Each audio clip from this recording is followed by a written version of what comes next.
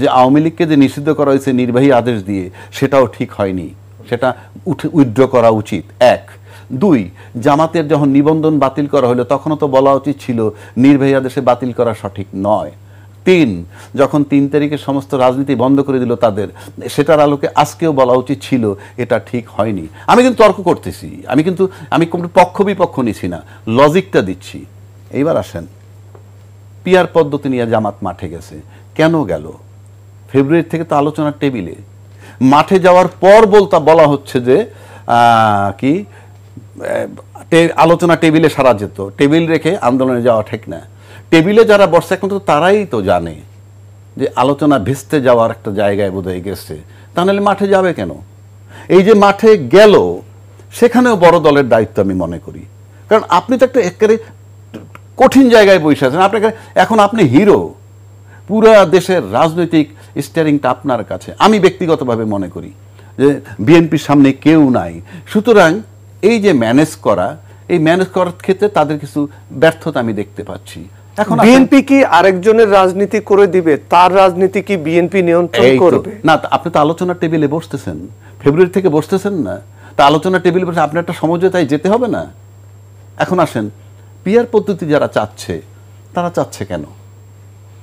আমরা তো অতীতেও দেখছি আসন বন্টন হয়েছে, পরিষ্কার বাংলাদেশে আসন বন্টন নির্বাচন হয়েছে, যে বড় দল যে আসনগুলো ছেড়ে দিচ্ছে অন্য দলের, ওইখানে তাদের প্রার্থী দেয় নাই। এটা তো সমঝোতা হয়েছে, এটা তো গণতন্ত্রের সিস্টেম না। আপনি সিট ছেড়ে দিবেন, আর সিট ছেড়ে দেওয়ার পর ওখানে আপনার দলের যারা আছে তারাও ভোট দেয় যাদেরকে আপনারা বলতেছেন ওদেরকে, যাদেরকে ছাড়ছেন। এটা কি গণতন্ত্র হইল নাকি? আপনার দলের লোকেও ভোট দিতেছে মিস্টার এক্সরে, যে অন্য দলের সিটটা ছেড়ে দেওয়া, এটা গণতন্ত্র হইল? এটা তো মানুষের সাথে প্রহসন করা হইল। তাহলে সেটার সাথে কি আপনি পিআর কে সেইখানে আসেন, আপনি সমঝোতায় যদি 30টা সিট ছেড়ে দিতে পারেন, আর পিআর পদ্ধতি যদি একটা লোকে 40টা সিট পায়, পার্থক্যটা কি? আমি কিন্তু তর্কের খাতিরে বলছি। এইবার আসেন, পিআর পদ্ধতি যারা চায় তারা যে বিরাট দেশপ্রেমিক তা বলছি না আমি, কথাটা বোঝার চেষ্টা করেন। পিআর পদ্ধতি যারা চায় তারা চাচ্ছে যে নির্বাচন নরমাল 3-4টি সিট পাবে, আর পিআর পদ্ধতি হলে উনি 30-40টা সিট পেতে পারেন, সেজন্য উনি পিআর পদ্ধতি চান।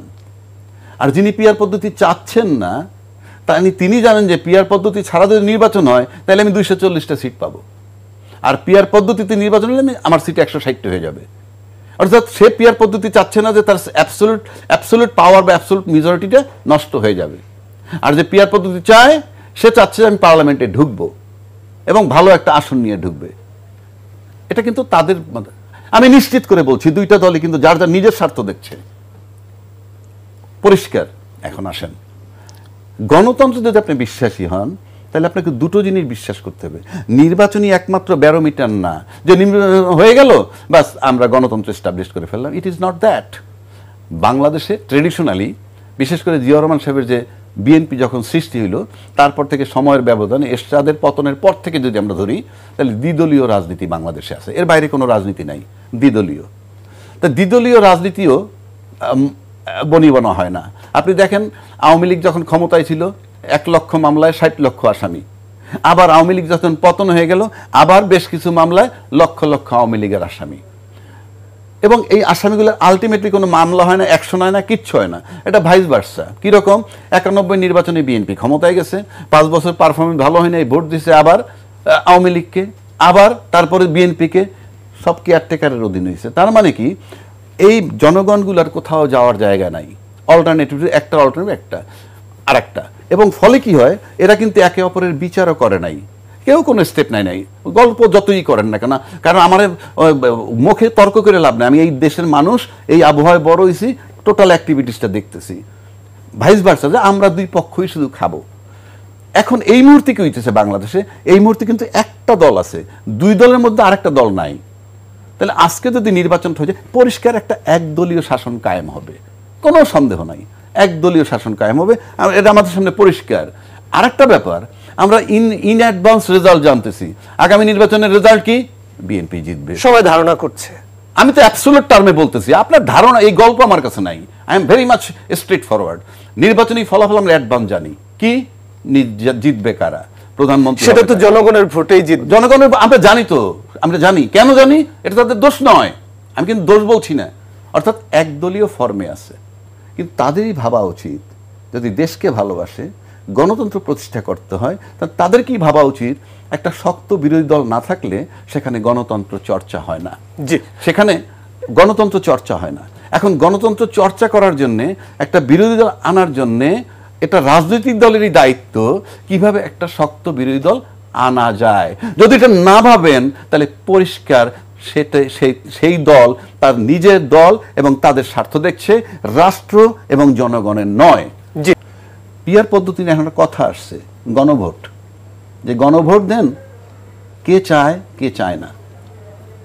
তাতে যারা আন্দোলন করছে পিয়ার পদ্ধতির পক্ষে, শুরুতে বলছি যার যার স্বার্থ দেখে, তারা পার্লামেন্টে ঢোকার জন্য পিয়ার পদ্ধতি চায়, যারা অপোজ করে তারা সংখ্যাগরিষ্ঠ রাজত্ব চায়, এই জন্য পিয়ার পদ্ধতি চায় না। এখন আসেন, সবচেয়ে পপুলার দল ওনরা, বিএনপি 240টা সিট পাক, 280টা সিট পাবে, পুরা জয় জয়কার ভাব, if it is a fact. আবার গণভোটেও আপনারা রাজি, একজন বলতেছে নির্বাচনের আগে, আরেকজন বলতেছে নির্বাচনের পরে। আপনি যদি নিশ্চিত থাকেন আপনার পপুলারিটির অন্ত নাই, 47 বছর ধরে আপনি দেশের জন্য ভালো কাজ করছেন, তাহলে গণভোট আগে দিতে দোষ কি? আমার কিন্তু এটা আর্গুমেন্ট, আমি কোনো চ্যালেঞ্জে যাচ্ছি না, কারো ওটাই করতে হবে এটাই করতে হবে, দ্যাট ইজ দেয়ার ডিসিশন। আপনার গণভোটে যাইতে ভয়টা কোথায়? কেননা 30% 35% ভোটার আপনাদের আছে। আমি নিশ্চিত করে বলতে পারি বাংলাদেশের সমস্ত ইসলামী দল কিংবা যারা আন্দোলন করতেছে এই পিয়ার পদ্ধতির পক্ষে, তাদের 10-12% টোটাল হয় কিনা আমার সন্দেহ আছে। তাহলে যেখানে আপনাদের 35% ভোট মিনিমাম আছে, সেখানে গণভোটটা আপনি নির্বাচনের আগে, সমস্যাটা কোথায়? 1 নম্বর। 2 নম্বর, জন যে বোঝে না পিয়ার পদ্ধতি, সেটার জন্য গণভোটে হতে পারে। আমরা যদি দেখি যে 70% লোকে বলছে আমরা গণভোট বুঝি না, বাদ, পিয়ার বুঝি না, আমরা পিয়ার বুঝি না, বাদ। It's a matter of 2-3 days 7 days, এটা তো আর অনেক কিছু লাগবে না, আমি তর্কের খাতিরে বলছি। এবং আপনারা কনফিডেন্ট যে আপনারা দাঁড়াইলেই পাস করবেন, যার জন্য পিয়ার পদ্ধতি চাচ্ছেন না। পিয়ার পদ্ধতি যদি হয় তাহলে নিঃসন্দেহে অনেক সিট অন্যান্য দলে পাবে। তাহলে আপনাদের যদি এত পপুলারিটি সব কিছু থাকে, দিতে আপত্তি কোথায়? 1 নম্বর। 2 নম্বর, গণভোট দিবেন আপনার নির্বাচন হওয়ার পর, এই সব শর্ত কিন্তু যে 2 বছরের মধ্যে বাস্তবায়ন করা। আমরা অতীতের যে কর্মকাণ্ডকে দেখছি তাতে আমরা নিশ্চিত করে বলতে পারি ক্ষমতায় গিয়ে কেউ এটা বাস্তবায়ন করবে না। 90-এর রূপরেখা যদি বলে, হ্যাঁ 90-এর সবই তো মডেল আমাদের কাছে, পরে বাদ হয়ে গেছে। সেই জন্য বলছি, এখন আপনি যদি বলেন প্রমাণ কি, যুক্তি কি, লজিক কি, লজিক দিচ্ছি। 1 নম্বর, রাজনীতিবিদরা 53 বছর যাবৎ বলে আসছেন রাজনীতিতে শেষ কথা বলতে কিছু নাই, তার মানে কথা অদল বদল করা যায়, এবং তাই করছে কাল ধরে। 1। 2, যারা নোট অফ ডিসেন্ট দিয়ে পার্লামেন্টে যাবেন, তখন তারা বলবেন আমরা তো নোট অফ ডিসেন্ট দিয়েই আসছি, আমার কোনো ঠেকাই নেই। আর 3 নম্বর হইল যে জুলাই সনদ বাস্তবায়ন করা, সেটাও করবে কিন্তু পরবর্তী 2 বছরের মধ্যে। তারপরে যে নিম্নকক্ষ উচ্চকক্ষ আলাপ হইতেছে, আলাপটাই তো ভেগ। আপনি কিসের উপর আলাপ করতেছেন? কোথায় আপনার উচ্চকক্ষ? সেটা পার্লামেন্টে যাওয়ার পর 2 বছরের মধ্যে করবেন, তারপরে চিন্তা। এই আলাপগুলোই তো ভেগ। আর এই যে জুলাই সনদ আলোচনাটা টোটাল বুলশিট, শুভঙ্করের ফাঁকি হচ্ছে। তাহলে আপনি আমাকে বলেন, জুলাই সনদ যদি, তর্কের খাতিরে বললাম, এই জুলাই সনদ যদি বাস্তবায়ন করতে হয়, তাহলে তো 2/3 মেজরিটি নিয়ে যারা যাবে, তারা না করলে আপনি কি করবেন? কিছুই করার নাই। আর যেহেতু আমি কিন্তু পিয়ার পদ্ধতির পক্ষে বিপক্ষে না, যারা চান না তারও পক্ষে বিপক্ষে না, আমি রাষ্ট্র এবং জনগণের পক্ষে। রাষ্ট্র এবং জনগণের পক্ষে যদি হয়, তাহলে সরকার একচ্ছত্র আধিপত্য যাতে বিস্তার করতে না পারে, তার জন্য যে প্রয়োজনটা, যেটা করা দরকার সেটাই করা উচিত, এটা ভাবা উচিত। এখন আসেন, সমঝোতার নির্বাচন আমরা বহু দেখছি। আপনি যখনই সমঝোতার নির্বাচন করবেন, তখনই সে ডিপেন্ডেবল থাকে, যে তার কিন্তু ভোট কাউন্ট হচ্ছে না, সে সমঝোতার ভিত্তিতে তাকে সিট দিছে। আর আপনি যদি পিয়ার পদ্ধতিকে সিট দেন, তাহলে 2/3 মেজরিটি পাবে না কেউ, লিখে দিতে পারি আমি, 100 ভাগ লিখে দিলাম। ইভেন সিঙ্গেল মেজরিটি পাওয়া নিয়েই কষ্ট হবে। এই জায়গাটা আমি শেষ করে দিচ্ছি। এখন সিঙ্গেল মেজরিটি যদি নিয়ে কোনো মতে কেউ যায় যদি কেউ, তখন আর সরকার যদি নির্ভর করে অন্যের উপরে, তখন এই যে জুলাই সনদ যেটা বলা হচ্ছে, আমি নিশ্চিত করে বলতে পারি পাশ করতে বাধ্য হবে। কেননা তখনই বলবে আমি আস্থা তুলে নিব। এখন বলতে পারেন সরকার নড়বড়ে হয়, হতেই পারে। আপনি যদি স্বচ্ছ থাকেন, আপনি যদি স্বচ্ছতা থাকে আপনার ভিতরে, আপনি চিন্তায় সৎ থাকেন, চেতনায় সৎ থাকেন, এগুলো আপনাকে কিছু টাচ করে না।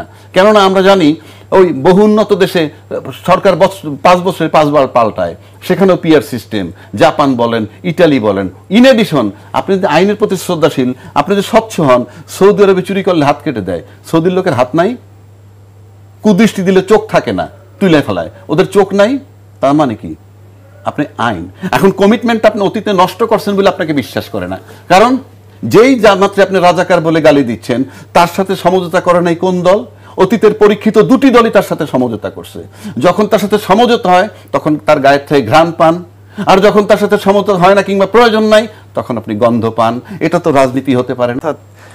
আপনি বিএনপিকে যে মার্কিং দিচ্ছেন যে ভোট হলে বিএনপি ক্ষমতায় চলে আসবে, বিএনপি কি একটু চিন্তিত যে এনসিপি ইসলামী রাজনৈতিক দল ঘিরে যে মোর্চা, যে সমঝোতা, যে ঐক্যবদ্ধ আন্দোলন, একই কর্মসূচি, অভিন্ন দাবিতে, সেটা নিয়ে বিএনপি শঙ্কিত কিনা? এই প্রশ্নের উত্তর আমি আপনার কাছে জানতে চাইব। মানে কেন বিএনপির শীর্ষ পর্যায় থেকে নেতাকর্মীদেরকে বলতে হচ্ছে যে ঐক্যবদ্ধ থাকতে হবে? এটা তো খুব গুরুত্বপূর্ণ বার্তা উনি দিচ্ছেন। এটা অনেক কিছু ইন্ডিকেট করে। নাম্বার 1, তার মাঠের কর্মী নেতা, সেদিকে যদি আমি তাকাই, আপনি এটাকে সেদিকেও নিতে পারেন যে সবাইকে ঐক্যবদ্ধ থাকতে বলছে। আমরা ইতিমধ্যে বোধহয় 6-7 হাজার বিএনপির থেকে বহিষ্কার করা হয়েছে, যা আমরা পত্রিকান্তরে পাই, এবং সেটা কিন্তু বিভিন্ন অভিযোগের ভিত্তিতে। তা বিভিন্ন অভিযোগের ভিত্তিতে বহিষ্কার করার মানে হচ্ছে প্রাথমিকভাবে এটাকে অভিযোগ হিসাবে আমলে নিছে। যদি না ঘটতো তাহলে তো বহিষ্কার করার কোনো কোশ্চেন নাই। সেটা স্বচ্ছতার জন্য হতে পারে। স্বচ্ছতার জন্য তো আপনি ইনোসেন্ট লোকরে করবেন না, পরিষ্কার। আপনি ইনোসেন্ট লোকরে কেউ করবে পরিষ্কার ভাবে? 1 নম্বর। 2 নম্বর, আরেকটা ঐক্যমত্যর কথা যদি বলেন, যেটা আমি আগে বললাম যে ফেব্রুয়ারি থেকে এ পর্যন্ত আলোচনা চলছে, ঐক্যমত্য টেবিলে কিন্তু রাষ্ট্রীয়ভাবে বসছে। ওকে, তা রাষ্ট্রীয়ভাবে বসে এখন পর্যন্ত ঐক্যমত্যে আসতে পারেনি, এবং ঐক্যমত্যে না আসতে পারলে তার পরিণতিটা ভয়াবহ হতে পারে। কারণ এই চেয়ারম্যান সাহেব বহু আগের থেকে, বিএনপির চেয়ারম্যান সাহেব বলছে আগামী নির্বাচনটা খুব সহজ হবে না। এখন তার বয়স আমরা যাই বলি না কেন, রাজনীতিতে পোর খাওয়া লোক উনি। পোর খাওয়া লোকটার কিন্তু অনেক অভিজ্ঞতা হয়েছে ওইখানে বসে বসে, তার কাছে সমস্ত রিপোর্ট যায়, সব কিছু যায়। আর আমরা তো এখানে টক শো করি, আর সে তো হ্যান্ডেল করে। সুতরাং তার কাছে ফার্স্ট হ্যান্ড ইনফরমেশন আমার চেয়ে বেশি, সব কিছুই তার কাছে বেশি। তার আলোকে সে বলছে। এখন আজকে যদি সেখান থেকে আপনি যেমন ডাকসু জাকসু নির্বাচন নিয়ে আসেন, এটা কিন্তু একটা বার্তা দেয়। কি অ্যাসিড টেস্ট? এটা অ্যাসিড টেস্ট বলেন, আর যে একটা বার্তা দেয়। কারণ জীবনভর ছিল এখানে ছাত্রলীগ বনাম ছাত্র দল, সেখানে চলে আসছে ছাত্র দল বনাম ছাত্র শিবির। ছাত্র শিবির। কেউ কেউ বলে নাম লুকায়া রাখছে, এটাকে বলে আইডেন্টিটি লুকায়া রাখছে। আইডেন্টিটি লুকায় রেখে এনটিভির গ্লাসে ভোট চাইছি, ভোট পাইছি তো, ভোট তো আমি পাইছি। আইডেন্টিটি লুকাই তাতে কি হয়েছে? রাজনীতিতে কতগুলো কমন শব্দ আছে। নাম্বার 1 ডিপ্লোমেসি, নাম্বার 2 ইসলামী দল, তারা বলে হেকমত, নাম্বার 3 খাঁটি বাংলায় কৌশল, number 4 in English simple English tricks. সব মিলে পলিটিক্স। তো যে কৌশল অবলম্বন করছে, কোথায় অপরাধটা কোথায় তার? Absolutely correct. You just get the lesson from it. সামনে রাকসু আছে, চাকসু আছে, আপনি তাদের কৌশল জেনছেন, লেট আস ফেস, দেখি আপনারা ফেস করতে করেন। কিন্তু যেই ফ্লোটা উঠছে তার ইম্প্যাক্ট সমাজে অলরেডি পড়ছে। যদি বলেন কেমনে বুঝলেন, আমি কি বানায় বানায় বলতেছি? নো। যেই ব্যবসায়ীরা শেখ হাসিনার 3 তারিখও বলছিল দরকার হলে 6 মাস ব্যবসা করবো না, আপনার পাশে থাকবো, সেই ব্যবসায়িক কমিউনিটি টোটালটা জামাতের নেতার সাথে দেখা করছে, আমিরের সাথে, এই ডাকসু জাকসু নির্বাচনের পর। কারণ তারা মাঠের বাতাস জেনে ওখানে আসছে। আর ব্যবসায়ীরা যদি কেউ বোকা বলে, সে নিজেকে প্রমাণ করে যে সে বোকা। কারণ বাংলাদেশের সমস্ত বড় বড় কর্পোরেট যারা বলি আমরা, তারা ব্যাংকে থেকে 1000 কোটি টাকা লুটে এনে রাজনীতিবিদদের কিনে পকেটে রাখে। চ্যালেঞ্জ করলাম আমি, চ্যালেঞ্জ, যে ব্যাংকের থেকে 1000 কোটি টাকা লুইটা আইনে রাজনীতিবিদদেরকে প্রাডো গাড়ি, এইটা গাড়ি, সেইটা গাড়ি, ওইটা দিয়ে সেইটা দিয়ে পকেটে রাখে। You must salute them. সুতরাং বাংলাদেশে সবচেয়ে বেশি রাজনীতি, কঠিন রাজনীতিবিদরা এখন কর্পোরেট, এবং কর্পোরেট রাজনীতিটা নিয়ন্ত্রণ করে কখন? যখন রাজনীতিবিদরা বিক্রি হয়, লোভে পড়ে, এটা যখন কর্পোরেটরা নিশ্চিত। সুতরাং যেই ফ্লোটা এখন মাঠে আছে এই জামাতের মানে শিবিরের, এটা যদি চাকসু চলে যায় আর জামাতের পিয়ার পদ্ধতিতে মাঠে নামে এবং ছাত্ররা যদি মাঠে নামে, আমি বলছি না জামাত ক্ষমতায় যাবে, বাট এটা একটা বিরাট প্রেসার হবে। সেক্ষেত্রে আপনি সমঝোতার মাধ্যমে নির্বাচনে যাবেন নাকি এই পিয়ার পদ্ধতি যাবেন, সেটা তাদের চয়েস। আরেকটা কথা আসছে যে এনসিপি উচ্চ কক্ষে চায় না, বুলশিট। আমি তো বললামই, আমার তো এটা হয় নাই। আপনি আমার এই বিষয়ে গল্প করলে কি হবে যে আমরা উচ্চ কক্ষে হয়েছে, এইটা হবে নির্বাচনের পরে 2 বছর পরে সিদ্ধান্ত, এটা তামাশা। এনসিপি কেন যাচ্ছে জানেন? সেটাও বলে দিচ্ছি। এনসিপির যে লোকগুলো আইডেন্টিফাইড হয়েছে অ্যাজ এ নেতা হিসেবে, এনসিপির লোক তো 150 নেতা আছে বা 200 নেতা আছে। আন্দোলন তো 200-তে করে নাই, সে 2000, 20,000, 50,000, 2 লাখ, তার সাথে বিএনপি, জামাত সবই ছিল। যে কয়টা লোক আইডেন্টিফাইড হয়েছে, এদের কিন্তু আর এনসিপিতে কোনো রোল নাই। রাজনীতি ওই বিপ্লবের যে এখানে তাদের আর রোল নাই। কিন্তু যদি কোনো কারণে বিএনপি ক্ষমতায় এসে যায়, যেহেতু বিএনপি রাষ্ট্রপতি অপসারণ করার ক্ষেত্রে বলছে সাংবিধানের সংকট হবে, এটা জুলাই আন্দোলনের বিরুদ্ধে যায়, এবং যেহেতু নির্বাহী আদেশে জাতীয় পার্টি বন্ধ করতে চায় না, এটাও জুলাই চেতনার বিরুদ্ধে যায়। সুতরাং এনসিপি ভাবতেছে আমরা এমন একটা জায়গায় থাকবো না, বডি ল্যাঙ্গুয়েজটা প্রমাণ করতে চাই যে আমরা বিএনপির পাশে আছি, দরকার উচ্চ কক্ষে হবে। এটার মানে হচ্ছে যদি বিএনপি ক্ষমতায় আসে সাইড ধরে থাকতে পারি, কারণ তাদের সার্ভাইভের প্রশ্ন আছে। জনাব সিদ্দিকুর রহমান খান, ডাকসু এবং জাকসু সামনে যে নির্বাচন আরো দুটো আছে, রাকসু এবং চাকসু, এই বিশ্ববিদ্যালয় কেন্দ্রিক নির্বাচনের ফলাফল বড় রাজনীতির মাঠে কি আসলে কোনো প্রভাব ফেলবে? বিএনপি নেতারা তো বলছেন যে ছাত্র সংসদের নির্বাচন আর জাতীয় নির্বাচন এক পাল্লায় মাপা ঠিক নয়। তখন আমি ব্যক্তিগতভাবে বলি যে ডাকসু এবং চাকসু নির্বাচন কোনো না কোনোভাবে জাতীয় রাজনীতির উপর তো একটা প্রভাব ফেলি। কিন্তু বাংলাদেশের অতীতের যে অভিজ্ঞতা আমরা দেখেছি যে ডাকসুতে যারা বিজয়ী হয়েছেন, আপনি স্বাধীনতা উত্তরকালে আপনি দেখেন 90-এর দশকের আগ পর্যন্ত, সেখানে কিন্তু যারা বিজয়ী হয়েছেন তারা জাতীয় নেতা হয়েছেন, জাতীয় পর্যায়ে তারা খুব হয়েছেন। কিন্তু তাদের আনফরচুনেটলি কারো জাতীয় সংসদে যাওয়ার এবং তার দলের ক্ষমতার কাঠামোর কাছাকাছি যাওয়ারও কোনো সুযোগ হয় নাই। আপনি মুজাহিদুল ইসলাম সেলিম থেকে শুরু করে বলেন, আসম আব্দুর রব একবার গিয়েছে কিভাবে সমঝোতার মাধ্যমে সেটা আমরা জানি। তারপর মাহমুদুর রহমান মান্না ভাই সহ অনেকেরই একটা হয়েছে। তো তারপরেও এই নির্বাচনটাকে কোনোভাবেই গুরুত্বহীন হিসাবে দেখার কোনো কারণ নেই। বিএনপিকে এখান থেকে হিসাব করতে হবে, গুনতে হবে, তাদেরকে দেখতে হবে। এবং সামনে যে দুটো নির্বাচন রয়েছে রাকসু এবং চাকসু, সেইখানে আপনি ধরেন আমরা দীর্ঘদিন ধরে সেখানে শিবিরের কিন্তু একটা শুধুমাত্র প্রভাব না, একটা বড় প্রভাব এই দুইটা বিশ্ববিদ্যালয়ে ঐতিহ্যগতভাবেই আপনি দশকের পর দশক কিন্তু এটা হয়েছে, যেটি ঢাকা বিশ্ববিদ্যালয়ে কখনো ছিল না। তো একটা পরিবর্তিত বাস্তবতার মধ্যে এই চ্যালেঞ্জটা বিএনপির জন্য সামনের রাকসু এবং জাকসু এটার মধ্যে আছে, এবং এটি তাদেরকে জাতীয় রাজনীতি, যেমন উনি যেটা বলছেন, জামাত তো এখন এটাকে সাংঘাতিক রকমের এটাকে ক্যাপিটালাইজ করছে। এবং এই যে ডাকসু নির্বাচনের পরে ব্যবসায়ীরা গেছে, উনি বলছেন ব্যবসায়ীরা সব হাওয়া বুঝলে কি 3 তারিখে গিয়ে এইসব কথা বলতো যে মৃত্যুর পরেও আপনাদেরকে দিব।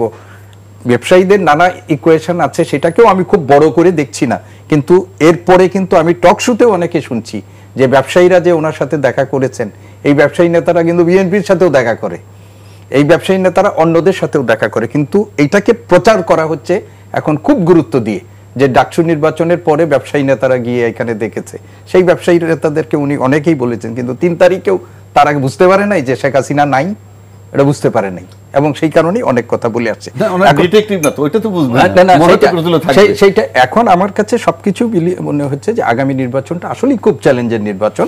এবং আজকে যেটা তারেক রহমান যেটা বলেছে যে নেতা কর্মীদের ঐক্যবদ্ধ, আজকের নির্বাচনটা কি আপনাকে মনে রাখতে হবে যে উনি যে অনুষ্ঠানটাতে বক্তব্য রেখেছে 9 বছর পর একটা সেখানে সম্মেলন হতে যাচ্ছে, সেখানে দলের নেতৃত্ব নির্বাচিত হবে, এবং এই নির্বাচন যেখানে আছে সেখানে কিন্তু মারামারি আছে, প্রতিযোগিতা আছে, কোন দল আছে। উনি এই নির্বাচনটা হওয়ার আগেই তাদেরকে একটা মেসেজ দিয়েছে যে দলের জন্য এখন যাই হোক না কেন, আমার ধারণা যেহেতু আজকের অনুষ্ঠানটার প্রকৃতি হলো যে একটা সম্মেলন হচ্ছে এবং সেখানে আগামী 2 বছরের জন্য তাদের নেতৃত্ব নির্বাচিত হবে, সেখানে এইগুলোকে নিয়ে তো আমরা বহু এই সমস্ত দলে আমরা দেখি যে নেতৃত্ব নির্বাচনকে কেন্দ্র করে বড় ধরনের বিরোধ বিবাদ হয় এবং সেখানে জীবনহানির মতো ঘটনা ঘটে যায়। তাহলে এইটাকে বোধহয় উনি বিবেচনায় রেখেছেন এবং প্রাসঙ্গিকভাবে এই কথাটা বলেছেন। কিন্তু আমি যেটা বলতে চাই, নিঃসন্দেহে আগামী নির্বাচন বিএনপির জন্য অনেক চ্যালেঞ্জ। কেন? প্রথম কথা হলো এই চ্যালেঞ্জ, গত 15 বছরে এই দলটি যে পরিস্থিতির মধ্যে ছিল, ফখরুল ইসলাম আলমগীর ফিনিক্স পাখির সাথে তুলনা করেছেন, এই বিএনপিকে ধ্বংস করার জন্য গত 15 বছরে অব্যাহতভাবে চেষ্টা করা হয়েছে। কোনো প্রচেষ্টা নাই। আমি আজকে এটা মনে 10 বছর আগে হয়তো বিএনপির একটা প্রতিষ্ঠা বার্ষিকীতে আমি একটা ওই যে ক্রুরপত্রে লিখেছিলাম, ওই ক্রুরপত্রে লিখেছিলাম যে বিএনপি হচ্ছে বাংলাদেশের রাজনীতির ফিনিক্স পাখি, এটাই ছিল আমার শিরোনাম। তো হেন প্রচেষ্টা নাই এবং ওবায়দুল কাদের এই 200 মানুষ এসে যাচ্ছে, এই 100 এসেছে, ইত্যাদি ইত্যাদি, কিন্তু হয়নি। কিন্তু তারপরেও আজকের দিনে বিএনপিকে সামনে রেখে সম্ভাব্য আগামী নির্বাচনে বিজয়ী প্রতিপক্ষ হিসাবে বিবেচনায় রেখে মোটামুটি সব রাজনৈতিক দলগুলোই কিন্তু অব্যাহতভাবে বিএনপিকে একটা চ্যালেঞ্জের মধ্য দিয়ে যাচ্ছে এবং সেই চ্যালেঞ্জের ক্ষেত্রে একটা বড় রকমের যারা একসময় বিএনপির মিত্র এবং 18 সালের নির্বাচনে যারা ধানের শীষ নিয়ে নির্বাচন করেছে যে রাজনৈতিক দলগুলো, তারাও এখন একটা বড় চ্যালেঞ্জ দিয়েছে। তো আমার কাছে যেটি মনে হয় যে বিএনপির চেয়ারপারসনের সব বক্তৃতার মধ্যেই এইটা আমরা শুনি যে আগামী নির্বাচনটা অত্যন্ত চ্যালেঞ্জের এবং এই চ্যালেঞ্জটা যদি তারা মাথায় রেখে সামনের দিকে তাদের কর্মকৌশল ঠিক করেন তাহলে কিন্তু তাদের ফলাফল সঠিক পাওয়ার সম্ভাবনা আছে। বিএনপি যদি আগামী নির্বাচনে তার চাহিদা অনুযায়ী যদি ভালো করতে না পারে তাহলে মধ্যপন্থার যে রাজনীতি, সেই রাজনীতিটা হোঁচট খাবে কিনা?